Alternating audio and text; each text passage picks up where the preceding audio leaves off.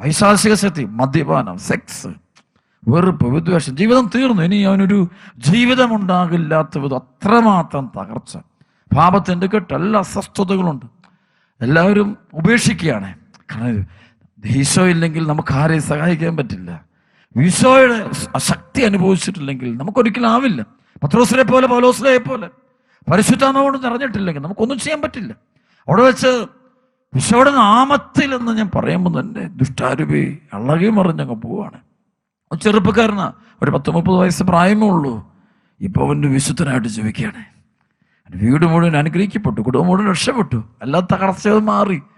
ഭയങ്കര മാറ്റമേ. അതെൻ്റെ കഴിവൊന്നുമല്ല, അച്ഛൻ്റെ കഴിവ്, അച്ഛനാരെ ഒന്നുമല്ല, പക്ഷേ പരിശുദ്ധാത്മാവിൻ്റെ കഴിവാണ്. അതുകൊണ്ടാണ് ഈശോ ശിഷ്യന്മാരോട് പറയുന്നുണ്ട്, അപ്പോസ്തല പ്രവർത്തനം 1:7-8, പരിശുദ്ധാത്മാവ് വന്നു കഴിയുമ്പോൾ നിങ്ങൾ ശക്തി പ്രാപിക്കും. അതുപോലെ തന്നെ ലൂക്കാ സുവിശേഷത്തിൻ്റെ 24-ാമത്തെ അധ്യായത്തിൽ 48-49 വചനത്തിൽ കാണാം. ഈശോ പറഞ്ഞു, ഇതാ എൻ്റെ പിതാവിൻ്റെ വാഗ്ദാനം നിങ്ങളുടെ മേൽ ഞാൻ അയക്കുന്നു, ഉന്നതത്തിൽ നിന്ന് ശക്തി ധരിക്കുന്നത് വരെ നഗരത്തിൽ തന്നെ വസിക്കുവിൻ. നിങ്ങൾ പരിശുദ്ധാത്മാവിന് ശക്തി കൊണ്ടെന്ന് പറയാം. അതാണ് വേണ്ടത്. ശരിക്കുള്ള രക്ഷ, യഥാർത്ഥമായി വിടുതൽ നമുക്ക് നൽകുന്ന പരിശുദ്ധാത്മാവാണ്. ആ അരൂപി പ്രവർത്തിക്കാതെ ഒരിക്കലും നടക്കില്ല. ആ അരൂപി പ്രവർത്തിക്കണമെങ്കിൽ നീ ഈശോയെ നീ അംഗീകരിക്കണം, ഈശോ ഏറ്റുപറയണം. അവനെന്നും ജീവിക്കും ദൈവമാണെന്ന് നീ ഏറ്റുപറയണം. സഭയിൽ ജീവനോടെ അവനുണ്ടെന്ന് ഏറ്റുപറയണം. വിശുദ്ധ കുർബാന സഭയിൽ അർപ്പിക്കപ്പെടുമ്പോൾ ആ ബലി സമയത്ത് അത്ഭുതം ഉണ്ടാകുന്നുണ്ടെന്ന് വിശ്വസിക്കണം. ഏറ്റവും വലിയ, ഭൂമിയിലെ ഏറ്റവും വലിയ അത്ഭുതം നടക്കുന്നത് കർത്താവിൻ്റെ ബലി അർപ്പിക്കപ്പെടുന്ന സമയത്ത്, കുരിശിലെ ബലി അർപ്പണ സമയത്താണ് സംഭവം നടക്കുന്നത്. അത് ഏറ്റവും വലിയ. ആ സമയത്ത് വിശ്വാസത്തോടെ നിൽക്കണം. വെറും നമ്മൾ ബുദ്ധി കൊണ്ട് നോക്കരുത്, പ്രാർത്ഥിച്ചുകൊണ്ട് നോക്കണം, വിശ്വാസത്തോടെ നോക്കണം. പരിശുദ്ധ അമ്മയെ പോലെ, ഇതാ കർത്താവിൻ്റെ ദാസി, നിന്റെ ഹിതം പോലെ ഇനി നിറവേറട്ടെ എന്ന് പറഞ്ഞുകൊണ്ട് വലിയ താഴ്മയോടെ വിശ്വാസത്തോടെ അവിടെയൊക്കെ നിനക്ക് ഈ കർത്താവിൻ്റെ കരം, ദൈവകരം വെളിപ്പെടുന്നത് കാണാൻ പറ്റും. അന്ധകാരം മാറിപ്പോകുന്നത്, സാത്താൻ്റെ ശക്തികൾ ഓടി മാറുന്നത് കാണാൻ പറ്റും. ആ നാമത്തിൻ്റെ ശക്തി നീ അറിയാൻ ഇടയാകട്ടെ. അതുകൊണ്ടാണ് ഈ അറിഞ്ഞതുകൊണ്ടാണ് പൗലോസ് ശ്ലീഹ ഫിലിപ്പിയ ലേഖനം 3:6-9 വരെയുള്ള വചനത്തിൽ പറയേ, യേശുക്രിസ്തുവിനെ കുറിച്ചുള്ള ജ്ഞാനം മറ്റെല്ലാത്തിനേക്കാളും വില കൂടിയതാകിയാൽ ബാക്കി എല്ലാത്തിനെയും ഞാൻ ഉച്ഛിഷ്ടമായിട്ട് കരുതുന്നു. അത് മാത്രമല്ല, അവനെ സ്വന്തമാക്കാൻ വേണ്ടി എല്ലാം ഞാൻ ഉച്ഛിഷ്ടമായിട്ട് കരുതുക, എല്ലാം ഉപേക്ഷിക്കുകയാണ്. അത് യേശുവിനെ നേടുന്നതിന് അവനോട് കൂടെ ഒന്നായി കാണപ്പെടാൻ വേണ്ടി അത്രേ. പലപ്പോഴും എനിക്ക് ഈശോയെ നേടിയെടുക്കണം, ഈശോയെ മാത്രം കാരണം അറിഞ്ഞപ്പോൾ വേറെ ഒന്നുമല്ല വേണ്ടത്, ഈശോയാണോ വേണ്ടതെന്ന് തിരിച്ചറിഞ്ഞ് അതറിയാനായിട്ട് ഇടയായിട്ട് ലോകം മുഴുവൻ അറിയേണ്ടത് ഈശോ അറിയുമ്പോഴാണ്. ഈശോ അറിഞ്ഞാൽ മാത്രം അറിയാം. അതുകൊണ്ട് പ്രിയപ്പെട്ട ദൈവമക്കളെ, ഈ വചനം കേട്ടുകൊണ്ടിരിക്കുമ്പോൾ തന്നെ നമ്മുടെ ജീവിതത്തിൽ വലിയ വിടുതലുണ്ടാകട്ടെ, ബന്ധനങ്ങൾ അഴിയട്ടെ, കെട്ടഴിയട്ടെ, പൈശാചിക ശക്തിയിലോട്ട്. ഈ വചനം കേട്ടുകൊണ്ടിരിക്കുമ്പോൾ ഒരുപാട് തകർന്ന മക്കൾ ഈ കാലഘട്ടത്തിലുണ്ട്. ഞാൻ കാണാറുണ്ട് ഒരുപാട് മുറിവേറ്റ മക്കൾ, ജീവിതത്തിന് എന്ത് ചെയ്യണമെന്നറിയാതെ വേദനിക്കുന്നവർ. കുടുംബ പ്രശ്നമാകാം, ഭാര്യയും ഭർത്താവും തമ്മിൽ പ്രശ്നമാകാം, മാതാപിതാക്കളും മക്കളും തമ്മിൽ പ്രശ്നമാകും. ചിലപ്പോൾ മക്കൾ വചനത്തിൽ നിന്നൊക്കെ മാറി, ഈശോയിൽ നിന്നൊക്കെ മാറി, വിശ്വാസമൊക്കെ ഉപേക്ഷിച്ച് സ്വന്തം ബുദ്ധിയിൽ, സ്വന്തം ചിന്താഗതിയിലൊക്കെ ആശ്രയിച്ച് മുന്നോട്ട് പോകുകയായിരിക്കും. പാപത്തിൻ്റെ വഴികളിലായിരിക്കും മക്കൾ വ്യാപരിക്കുന്നത്, വിളച്ച പാപങ്ങൾ കിടന്നത്, വിശുദ്ധിയിൽ നിരാശകൾ എല്ലാം തകരുന്ന പോലെ. ചില സമയത്ത് കുടുംബം തകരുകയാണോ, എല്ലാം തീരാൻ പോകണം, ഇനി എന്ത് വഴിയില്ലേ, ഇനി ആരുമില്ല സഹായിക്കാൻ. യുക്തിയും ബുദ്ധിയും ഒക്കെ ചിന്തിച്ചപ്പം അപകട അനർത്ഥമല്ലാതെ വേറൊന്നും ചിന്തിച്ചിട്ട് കിട്ടുന്നില്ല. കാരണം മനസ്സിൻ്റെ ചിന്താഗതികൾ അങ്ങനെ പോവുള്ളൂ. പക്ഷെ അവിടെ നീ കരുതണം, നിന്റെ ചിന്തകൾക്കപ്പുറത്ത് പ്രവർത്തിക്കാൻ കഴിവുള്ളൊരു വലിയൊരു ദൈവമുണ്ട്, വലിയൊരു കർത്താവുണ്ട്, വലിയൊരു ഈശോയുണ്ട്. ആ ഈശോയെ നീ ഏറ്റുപറഞ്ഞാൽ മതി മക്കളെ, അപ്പോൾ തന്നെ നമ്മുടെ ജീവിതത്തിൽ വിടുതലും സൗഖ്യവും ഒക്കെ സംഭവിക്കും. വിശ്വസിക്കുന്നു. ഈശോയോട് കൂടുതൽ അടുക്കുക. ഈ വചനം കേൾക്കുമ്പോൾ നമുക്ക് ഈശോയോട് താല്പര്യം ഉണ്ടാകുക. ഒരിക്കൽ ഞാൻ ഓർമ്മിക്കുക, അതൊരു കുടുംബമാണ്, തകർന്നൊരു കുടുംബം. ഭാര്യയും ഭർത്താവും തമ്മിൽ ഒരു പ്രശ്നം, മക്കളുടെ പ്രശ്നം മുഴുവൻ തീർന്നു, സാമ്പത്തിക പ്രശ്നം, ദാരിദ്ര്യം, കടബാധ്യത. അവരുടെ കുടുംബത്തിൽ അത് പ്രശ്നങ്ങളൊന്നുമില്ല. അവർ പറഞ്ഞു, വെച്ചാൽ ഞങ്ങളുടെ കുടുംബത്തിൽ പണ്ട് കുറേ മന്ത്രവാദങ്ങളും കൂടോത്രങ്ങളും ചാത്തൻ സേവകളും പൈശാചിക ആരാധനകളും ഒക്കെ നടന്നിട്ടുണ്ട്. ഒരുപാട് ജ്യോത്സ്യന്മാരുടെ അടുക്കലൊക്കെ പോയി ഞങ്ങളുടെ ജീവിതം ഞങ്ങൾ നശിപ്പിച്ചിട്ടുണ്ട്. എന്തെന്നറിയില്ല അച്ഛാ, എല്ലാം കൊണ്ട് തകരുക. എല്ലായിടത്തും പോയി പ്രാർത്ഥിച്ചിട്ടുണ്ട്, ഒരുപാട് സ്ഥലങ്ങളിൽ പ്രാർത്ഥിച്ചു. ഞാൻ പറഞ്ഞു, അത് പ്രാർത്ഥിച്ചു എന്നുള്ളതൊക്കെ സംഭവിച്ചു. പക്ഷെ നിങ്ങൾക്ക് ഈശോയിൽ വിശ്വാസം പോരാ. നിങ്ങൾ ഈശോയോട് മാപ്പ് പറയണം, നിങ്ങൾ ഈശോയെ വിശ്വസിക്കണം, ദൈവമായിട്ട് അംഗീകരിക്കണം. നിങ്ങൾ അത് ഹൃദയത്തിൽ ആഴത്തിൽ ഈശോ ജീവിക്കുന്ന ദൈവം. ഞാൻ കുറേ നേരം അവരോട് പറഞ്ഞത്, ഈശോ ജീവിക്കുന്ന ദൈവം. നിങ്ങൾ തോന്നലായിട്ട് കാണരുത്, കേൾവി വെറുതെ പുസ്തകത്തിൽ വായിച്ചറിയുന്ന പോലെ, അതുപോലെ നീ ചിന്തിക്കുന്നത് പോലും അറിയുന്ന ഒരു ദൈവമേ. നിന്റെ ചിന്തകൾ പോലും. അതായത് സങ്കീർത്തനം 139:1 മുതലുള്ള വചനം, കർത്താവേ അവിടുന്ന് എന്നെ പരിശോധിച്ചറിഞ്ഞിരിക്കുന്നു, ഞാൻ ഇരിക്കുന്നു എഴുന്നേൽക്കുന്ന എല്ലാം അവിടുന്ന് അറിയുന്നു, എൻ്റെ മുമ്പിലും പിമ്പിലും അവിടുന്ന് എനിക്ക് കാവൽ നിൽക്കുന്നു, അവിടുത്തെ കരം എൻ്റെ മേലുണ്ട്. അപ്പൊ ആ ഒരു ദൈവത്തെ നീ അറിയണം. നീ അറിഞ്ഞാലേ നിനക്ക് പ്രാർത്ഥിക്കാൻ പറ്റുള്ളൂ. അറിയാതെ പ്രാർത്ഥിക്കുമ്പോൾ അത് ബുദ്ധി കൊണ്ടുള്ള പ്രാർത്ഥനയാണ്, ഇന്റലക്ച്വൽ പ്രയറാണ്. ഇന്റലക്ച്വൽ പ്രയറിൽ ഒരിക്കലും നമുക്ക് ഈശോ അനുഭവിക്കും. ഹൃദയത്തിൽ നിന്ന് പ്രാർത്ഥന ഉണ്ടാകണം, ഹൃദയത്തിൽ നിന്ന് പ്രാർത്ഥന ഉണ്ടാകണം. അപ്പോഴാണ് അനുഗ്രഹം ലഭിക്കുക. അപ്പോൾ അവർ പ്രാർത്ഥിച്ചുകൊണ്ട് പോവുകയാണ്. അപ്പോൾ ഞാൻ പറഞ്ഞു അത്ഭുതം ഉണ്ടാകും. അവിടെ ഞാൻ ചില പ്രാർത്ഥനയൊക്കെ പറഞ്ഞു കൊടുത്തു. നിങ്ങൾ പോയിരുന്ന് കരുണക്കൊന്തയിൽ പ്രാർത്ഥിക്കുക, ദൈവകരുണയ്ക്ക് വേണ്ടി വിട്ടിരുന്ന് മുട്ടിപ്പാട്ട് പ്രാർത്ഥിക്കുക, നന്നായിട്ട് കുമ്പസാരിക്കുക, നന്നായിട്ട് വിശുദ്ധ ബലിയിൽ നിങ്ങൾ പങ്കെടുക്കുക, തീക്ഷ്ണമായിട്ട് പ്രാർത്ഥിക്കുക. ദൈവം ഇടപെടും. ദൈവം എന്നൊരാളുണ്ട്, ദൈവം എന്നൊരാളുണ്ട്. ഇന്നും അത്ഭുതങ്ങൾ, അടയാളങ്ങളും സൗഖ്യങ്ങളും കൊടുത്തുകൊണ്ട് നമ്മുടെ മധ്യത്തിലൂടെ നടന്നു പോകുന്ന വൃദ്ധിതനായ ഈശോയുണ്ട്. അത് നിങ്ങൾ സംശയിക്കാതെ പ്രാർത്ഥിച്ചാൽ മതി. നിങ്ങളുടെ കുടുംബത്തിൽ അത്ഭുതം ഉണ്ടാകും. പിന്നീട് ഇവരെൻ്റെ അടുത്ത് വരുമ്പോൾ കരഞ്ഞുകൊണ്ട് വലിയ സാക്ഷ്യം എഴുതിക്കൊണ്ട് വരിക, ഒത്തിരി കാര്യങ്ങൾ എഴുതിക്കുക. അച്ഛാ അത് എഴുതുമ്പോൾ അച്ഛന് ഞങ്ങളുടെ കുടുംബത്തിൻ്റെ പ്രശ്നങ്ങൾ അഴിയാത്ത മേഖലയൊന്നുമില്ല. അപ്പം ഞങ്ങൾ സഹനം ഉണ്ടെങ്കിലും ഞങ്ങൾക്ക് വലിയ ആനന്ദം. കണച്ചാൽ വലിയ പ്രശ്നങ്ങൾ മാറി, തിന്മ മാറി, അന്ധകാരം മാറി. ഏറ്റവും വലിയ അത്ഭുതം ഉണ്ടായത് വലിയൊരു കടബാധ്യതയുടെ തകർച്ച കഴിയത്. അവർ വളരെ പ്രശ്നത്തിൽ കിട അവിടെ അത്ഭുതകരമായിട്ടൊരു ഭൂമിയൊക്കെ വിറ്റുമാറി. അവർ പറയാണ്, പക്ഷെ ഇപ്പം ഞങ്ങൾക്ക് ഒരു കാര്യം മനസ്സിലായി, ഞങ്ങൾ പ്രാർത്ഥന തുടങ്ങിയപ്പോൾ ഞങ്ങളുടെ കുടുംബത്തിൽ ഈശോയെ ഇറങ്ങി നിന്ന് ഇടപെടുന്നത് ഞങ്ങൾക്ക് ശരിക്കും ഓരോ ദിനത്തിലും കാണാമായിരുന്നു, ശരിക്കും കാണാമായിരുന്നു. ഞങ്ങൾ നിലവിളിക്കുമ്പോൾ പെട്ടെന്ന് ഇടപെടുന്നൊരു അനുഭവം ഞങ്ങളുടെ ജീവിതത്തിൽ വ്യക്തമായിട്ട് കാണാമായിരുന്നു. ആ പ്രിയപ്പെട്ട മക്കളെ, ആ ഒരു അനുഭവം നിങ്ങൾക്ക് എല്ലാവർക്കും ഉണ്ടാകണമെന്ന് ഞാനും പ്രാർത്ഥിക്കുക. ആരെല്ലാം യേശു വിശ്വസിക്കുന്നു, പോരമക്കളെ ആഴത്തിൽ വിശ്വസിക്കണം. വിശ്വാസം എന്നൊരു വരമുണ്ട്. ആ വരം നമ്മൾ ഹൃദയത്തിൽ സ്വീകരിക്കുക, സംഭവിക്കട്ടെ. അത് സംഭവിക്കുമ്പോൾ അത്ഭുതമുണ്ടാകും, വിടുതലുണ്ടാകും, സൗഖ്യമുണ്ടാകും. കർത്താവിൻ്റെ കരം നമ്മൾ നേരെ അനുഭവിക്കുക തന്നെ ചെയ്യും. കർത്താവിനെ സ്പർശിക്കാൻ പറ്റും.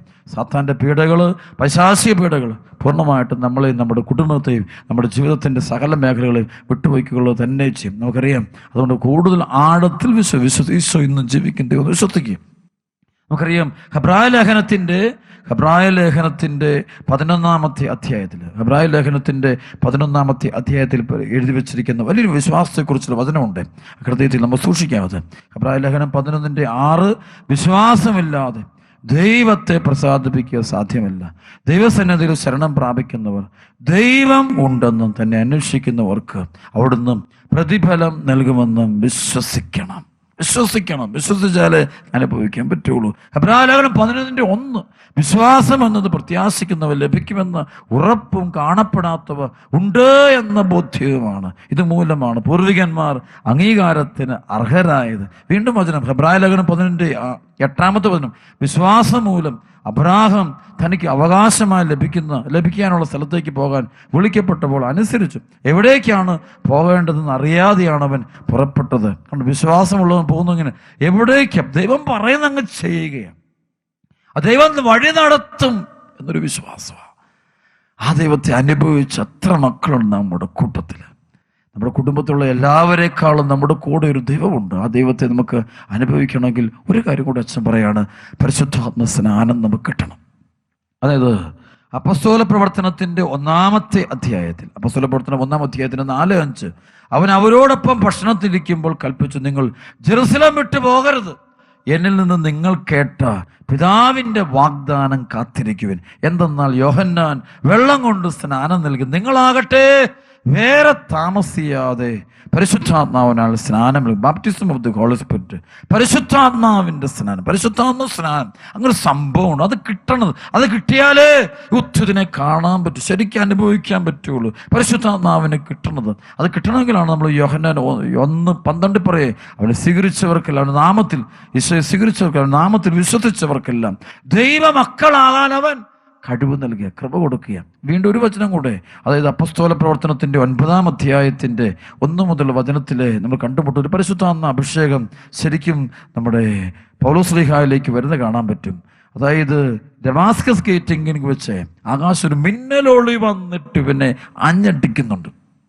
ശരിക്കും ഇത് പരിശുദ്ധാത്മാവിൻ്റെ ഒരു സ്പർശനമാണ്, അരൂപിയുടെ സ്പർശനമാണ്, അരൂപിയുടെ അഭിഷേകം സംഭവിക്കുന്നു, അനോയിന്റിങ് സംഭവിക്കുന്നുണ്ട്. കാരണം സഭ മുഴുവനും സഭയെ പീഡിപ്പിക്കുന്ന സാവൂളിന് വേണ്ടി പ്രാർത്ഥിച്ചുകൊണ്ടിരിക്കുകയാണ്. അപ്പോഴാണ് ആകാശത്തുനിന്നൊരു ഇടിമിന്നൽ, ഒരു മിന്നലോളി ഒരു ശക്തിയോടെ അവനെ വന്ന് ആഞ്ഞടിച്ചിട്ട് കുതിരപ്പുറത്തു നിന്ന് അവൻ താഴെ വീഴുകയാണ്.